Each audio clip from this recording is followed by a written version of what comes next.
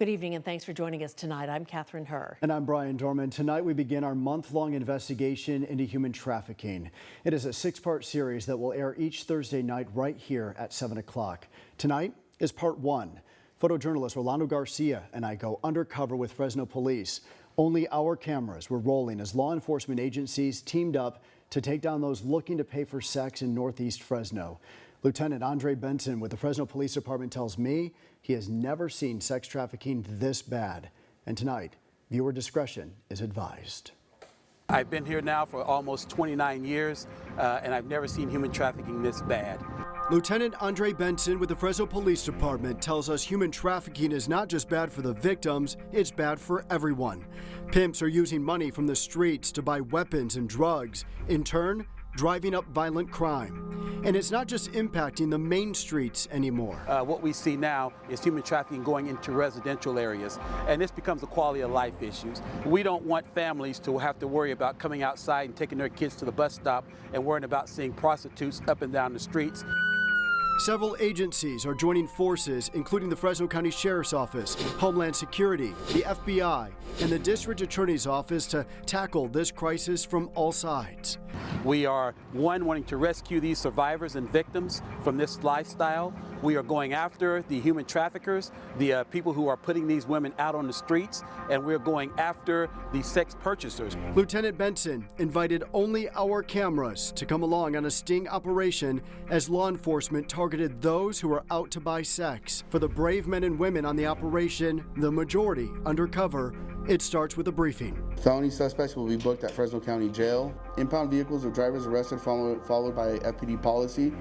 Motors and complete the impounds of suspect vehicles at the command post staging location. From the briefing room to the streets, everyone is in position. A team of nearly 40 people is in place in the targeted area of Fresno, and it didn't take long for guys to take the bait. For both?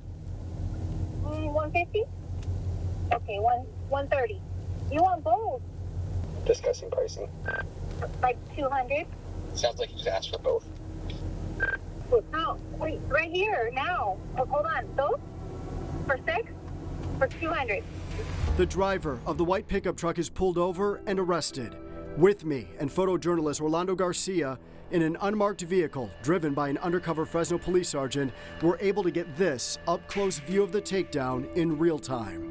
It's going to make somebody think different. The ones that we arrest today or cite out today or take to jail today, that next time they want to come down here to try and get these women, they're going to think, okay, they passed by that woman. Is that a cop?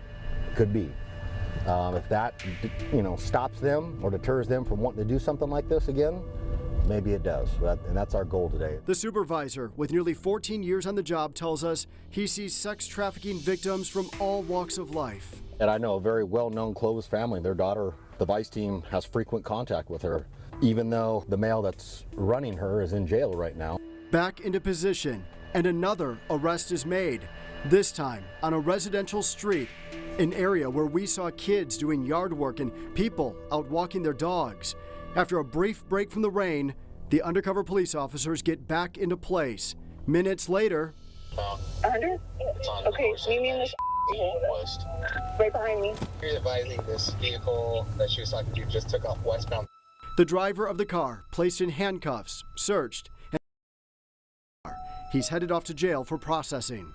3 arrests in about 90 minutes. As night falls, the operation was called off because of bad weather. Your went today?